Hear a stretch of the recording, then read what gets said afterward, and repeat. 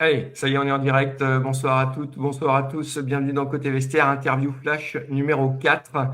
Et on a le plaisir d'accueillir ce soir la traileuse de l'Athletic Club Saint-Dié-des-Vosges, Capucine Lès. Bonsoir Capucine. Bonsoir. Et elle est accompagnée de son président de l'Athletic Club Saint-Dié-des-Vosges, Jérémy Poilet. Bonsoir Jérémy. Salut!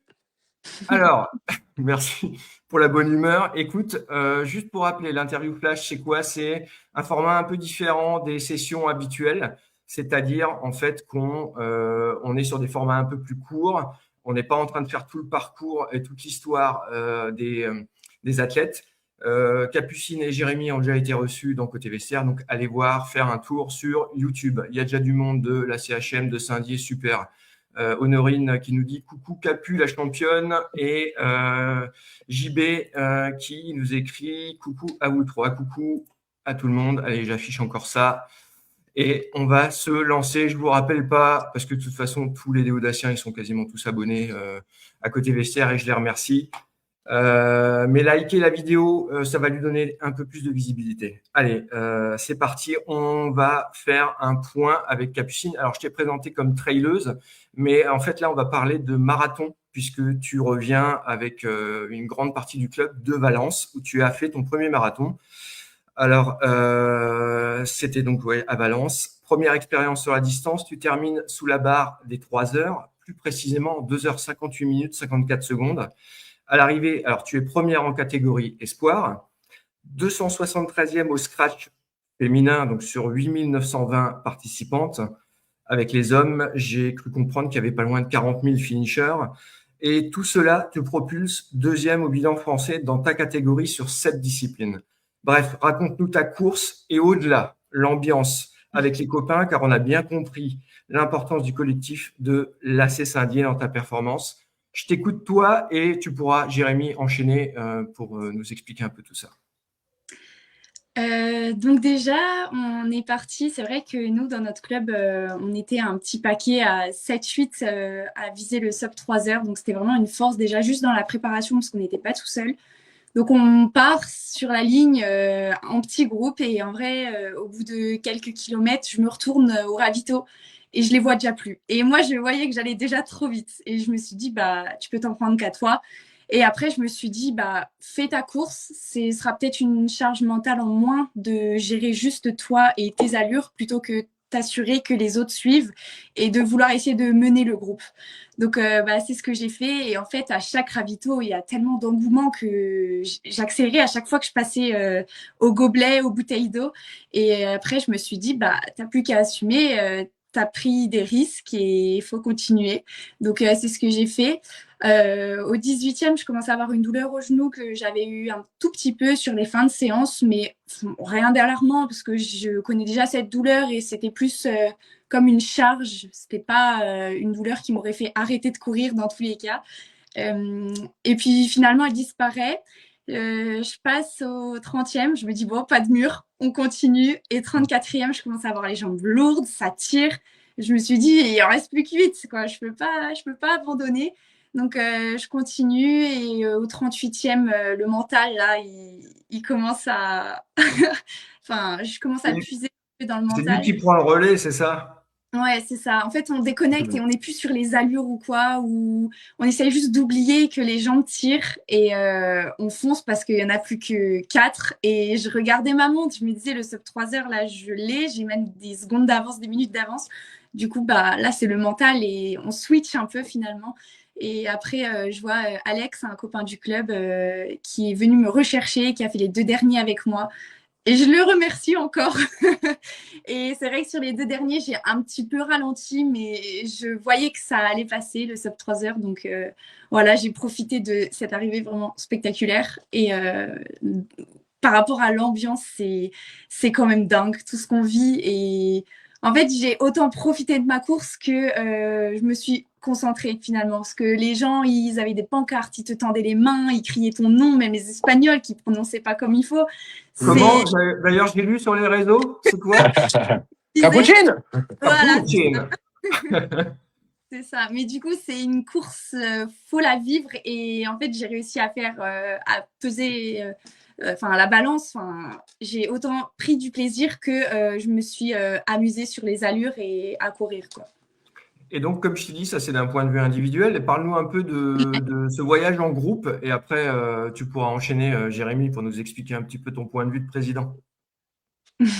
Alors du coup pour le groupe, c'est vrai que l'année dernière j'étais toute seule aux France de Cross avec Maï, j'étais aux France de Cross et je les voyais, ils étaient tous au marathon de Barcelone et je voyais les photos et je m'étais dit l'année prochaine je serai avec eux. Alors peut-être pas pour courir le marathon, mais je serai avec eux. Et d'ailleurs dans la première interview il y a 2 ans, c'était quasiment la même date, le 11 décembre il me Ouais, semble, c'était dans ces j'avais eaux-là. dit mon rêve ce sera de faire un marathon, mais pas tout de suite parce qu'on n'y est pas.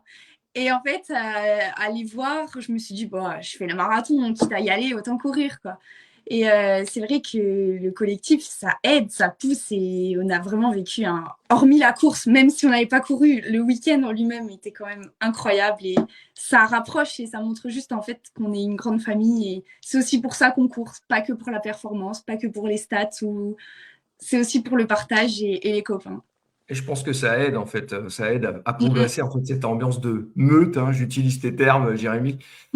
Et vos termes, en fait, Jérémy, alors ton point de vue à toi, c'est quoi? Raconte-nous un peu ce week-end de folie. Bah, elle l'a bien dit, hein, c'est bon. Voilà, tu peux Elle a bien terminer. raconté. Non, bah ouais, c'est au-delà d'un week-end de dingue. C'est surtout 3 mois de vie, quasiment plus en termes sportifs qu'en famille, parce que, enfin, nos familles propres, nous ont pas forcément beaucoup vu le week-end. Il y avait des sorties à aller faire, il y avait la fatigue, il y avait la semaine, de travail, des études. Donc il fallait concilier un peu tout ça. Et on a vécu un peu tous en autarcie dans ces séances à passer. Et c'est vrai que c'est beau de pouvoir avoir un collectif qui commence à 24, 25 et qui finit à 24, 25, quoi. On a allé, à part, il y a 2 personnes de mémoire, il y a 2 personnes qui sont pas partantes parce qu'ils se sont blessés sur la route.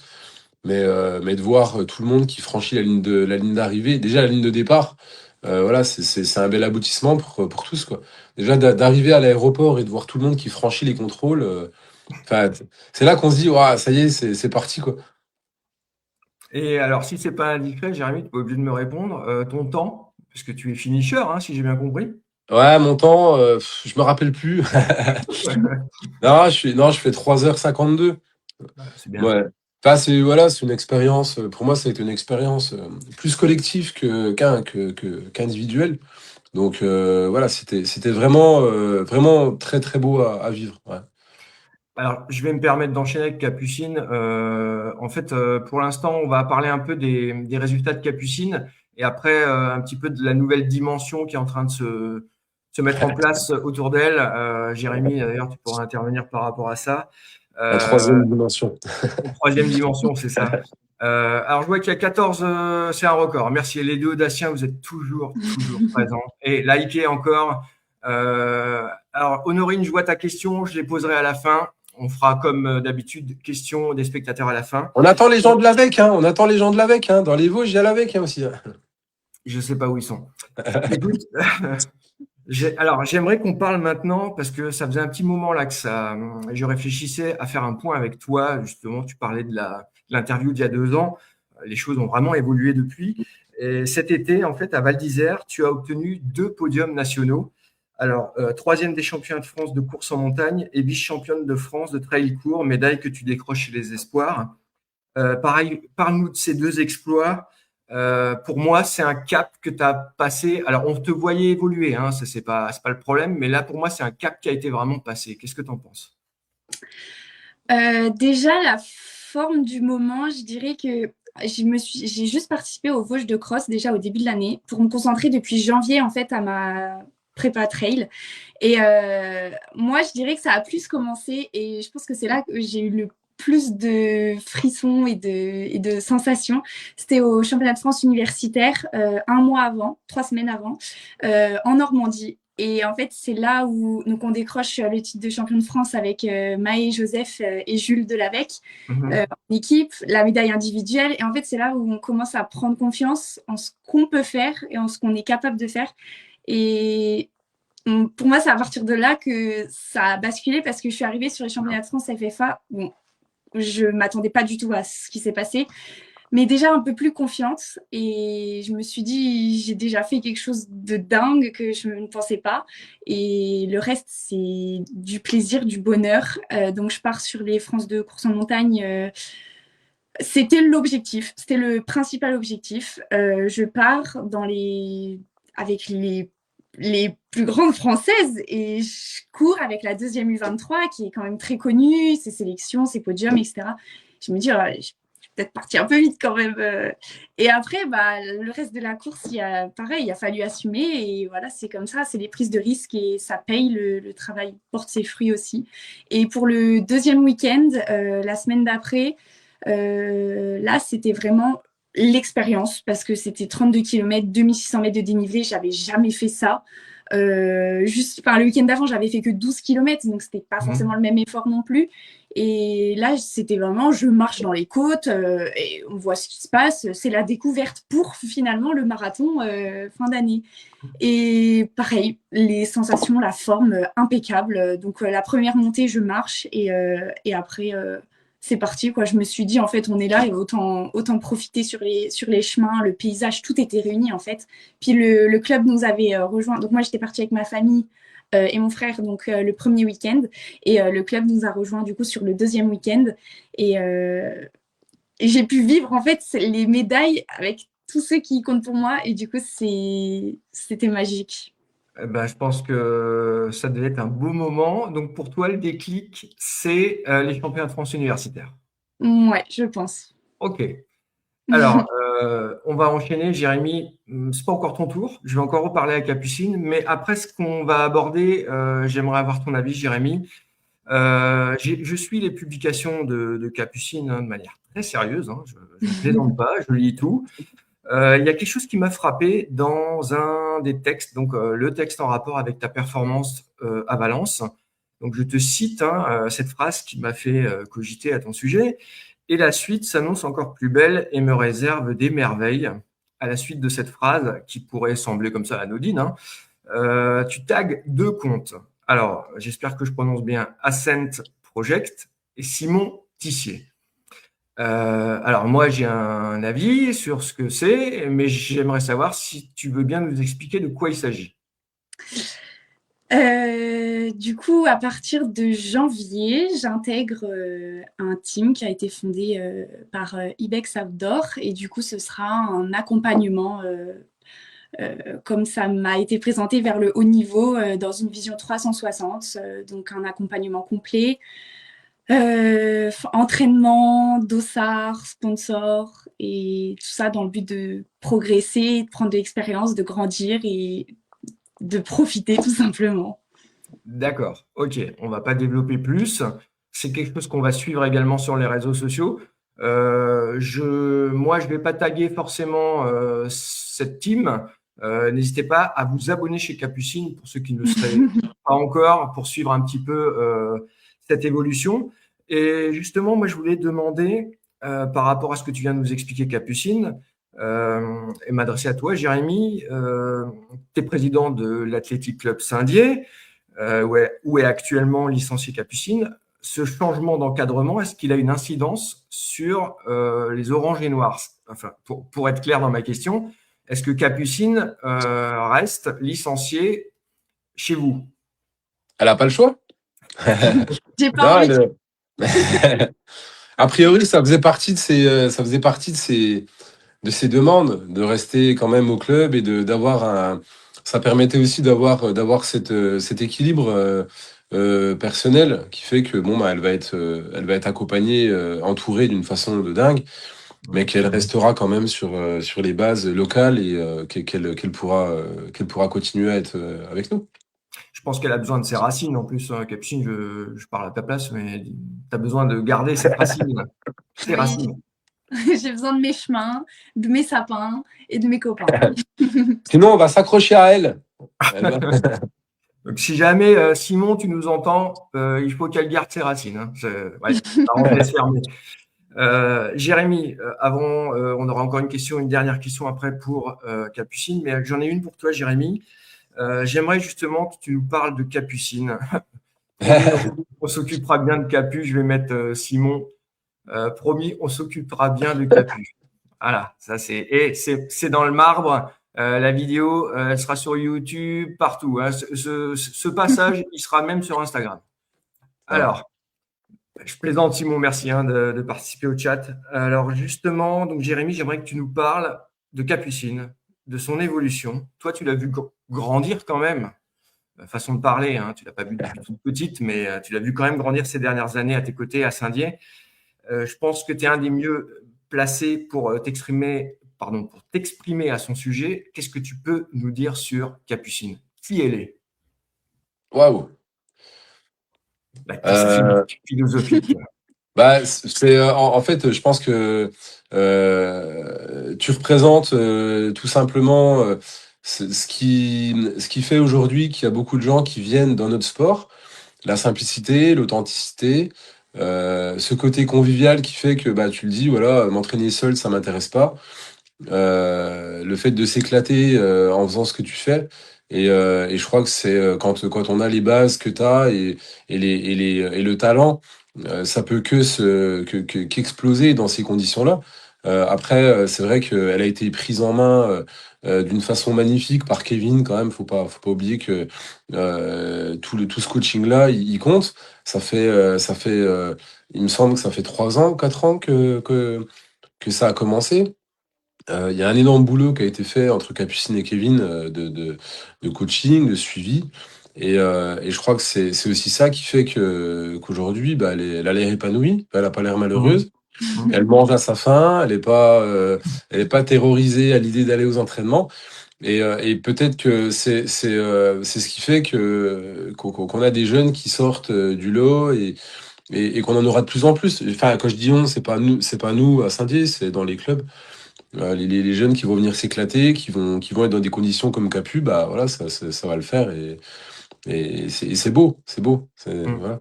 Et je te rejoins sur un aspect d'elle. Alors moi, je la connais pas comme toi, hein, je la connais par les réseaux, par les stades, mais elle est toujours très abordable, très gentille, très souriante. Tu parles d'épanouissement, c'est vraiment ce qu'elle dégage. Reste comme t'es, Capucine, j'ai envie de te dire. C'est facile à dire, hein, je fais pas dans la morale. Quand on est dans des situations de victoire, je suis parfois dur quand je parle de melon vis-à-vis des jeunes. Moi-même, peut-être que si j'avais eu des capacités, j'aurais pris le melon à un moment ou à un autre. Mais toi, tu l'as vraiment pas. Tu as ce côté humble, respectueux. Tu prends comme ça vient. Tu te la pètes pas, quoi. C'est vraiment agréable. Bah Voilà. ouais, et puis peut-être que derrière aussi elle a ça. Alors si je peux donner des idées à d'autres clubs, n'hésitez pas à aller faire un tour dans les clubs de gymnastique locaux. Parce que finalement, elle est quand même, elle sort quand même de plusieurs années, de nombreuses années à la gym. Elle a cette rigueur, elle a, enfin, on en parle souvent ensemble, le gainage, comme on peut voir chez des petites qui arrivent chez nous en ce moment. Toutes ces qualités-là, bah, finalement, ça matche bien avec notre sport. Et voilà, et ça fait un beau cocktail. Simplement, je pense que derrière, il faut arriver à avoir l'écosystème qui fait que ça ne dégoûte pas et qui fait que ce soit pas axé trop perf, un peu de convivialité, un peu de simplicité, les remettre un petit peu des fois sur terre parce que alors Capu, il y a clairement pas besoin, mais il peut y en avoir aussi. Bah voilà, ça reste un sport et il faut toujours pas oublier. C'est ce que bon, Capu, elle a complètement pas oublié ça, hein, mais c'est ce qui fait aussi que ça les fera pas manger. Faut pas oublier que le running ne fait pas manger grand monde en France. Donc, si tu t'éclates et qu'à côté de ça, tu as une vie à peu près équilibrée, bah, ça peut fonctionner, quoi. Et justement, on va terminer cet entretien avant les questions des spectateurs. Donc, j'ai fait passer entre-temps un commentaire de Marjorie Aubel. Merci Marjorie d'être présente, qui disait bravo Capucine pour cette superbe année.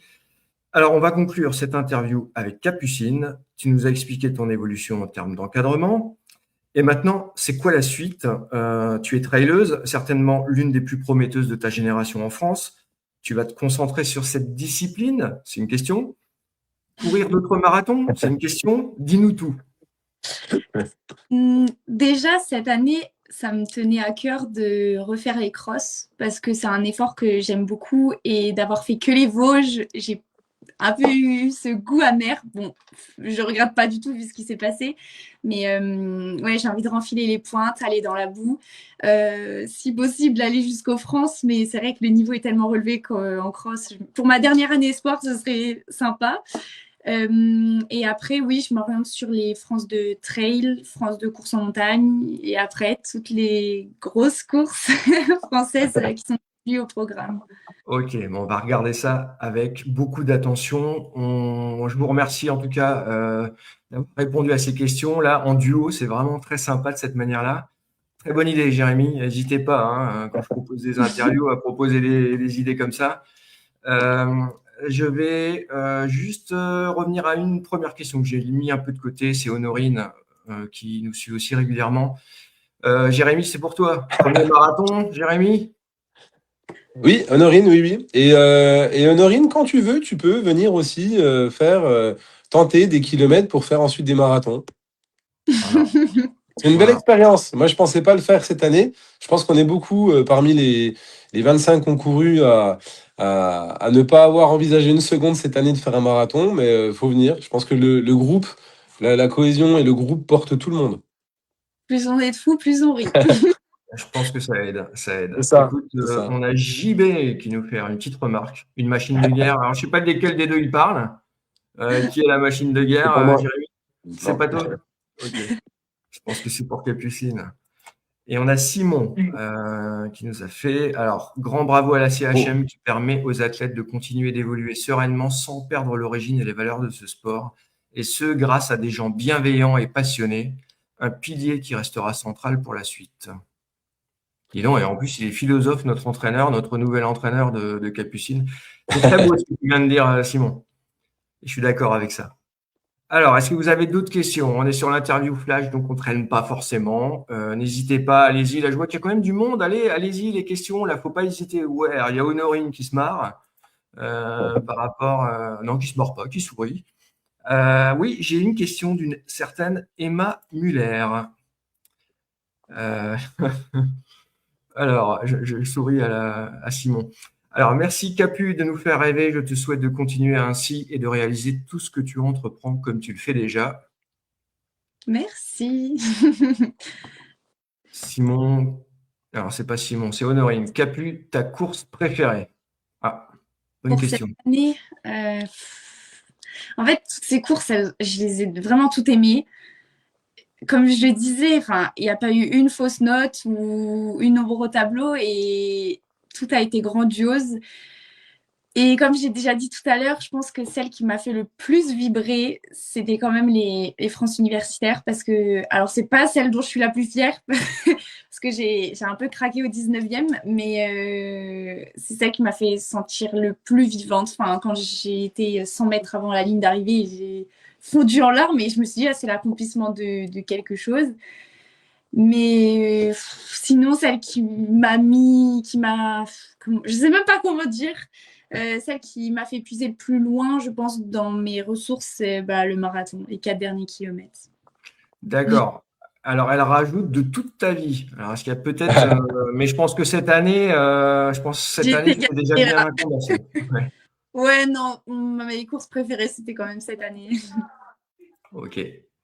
Honorine qui nous dit encore, je pense les JO à Paris ou le marathon. Ah oui, c'est vrai que tu avais fait un 10 km. Oui, le 10 km des JO, là, c'était vraiment pour profiter. L'ambiance dingue. Tout le monde de n'importe quel pays, ils étaient là au bord de la route à t'encourager. Ouais, dans la ville lumière, et c'est pas un jeu de mots. C'était vraiment magnifique. C'est vrai que celle-là, elle m'a énormément plu et c'est une expérience unique que personne ne pourra revivre. Et c'est vrai que je suis chanceuse et reconnaissante d'avoir pu courir sur les pavés parisiens. Ok. Très bien. Alors, est-ce qu'il y a d'autres questions? Je laisse encore une minute et puis après, on arrêtera le direct. J'en profite pour vous remercier. Alors, vous deux déjà, hein, merci pour être toujours aussi disponible pour Côté Vestiaire. Remercier la CHM qui est vraiment un club en or, qui est vraiment intéressé par tout ce qui se passe autour de la pratique. Merci de votre soutien. Hein, ça fait partie un peu des raisons qui font que je continue. Voilà, je continue différemment. J'avais vraiment décidé sincèrement de ne plus continuer, alors pour des raisons un peu personnelles, un boulot qui est très prenant, mais j'ai besoin de ça pour me sortir un peu. Donc, je continue à un rythme un peu plus lent. Donc là, je suis en contact avec pas mal d'athlètes. Alors j'espère pouvoir vous annoncer quelques surprises, pas trop m'emballer, mais voilà, il y aura peut-être des surprises en 2026. Voilà, donc je vous appelle en fait ceux qui seraient éventuellement pas encore abonnés à vous abonner. On a 3 supports: YouTube, Facebook où ont lieu les lives et Instagram. Pourquoi Facebook? Je voulais les faire sur Instagram, mais Instagram a changé ses politiques récemment et ne garde plus les directs. Moi, je veux les garder pour pouvoir les récupérer et garder une trace. Voilà. Bon, on a terminé. Encore grand merci. Merci à toi. Hein. Merci à Non, toi, Erika, pour mettre en lumière tous ces athlètes, tous ces athlètes régionaux qui ont un beau destin derrière. Donc, c'est vraiment beau ce que tu fais. Bravo. Merci. Et je suis très fier, moi, d'échanger avec des athlètes. Alors, quel que soit leur niveau, après toi, tu en as un grand qui est t'es en train de te forger un palmarès. Et je suis très fier de ça. Et je te souhaite vraiment, alors on dit merde, mais je te dirais poliment, bonne continuation, sincèrement. Je pense qu'il faut retenir ce nom, Capucine Less. C'est une future grande traileuse française. Voilà. merci. Merci. Bonne soirée à tous, à bientôt. Bonne soirée. Salut. Ciao.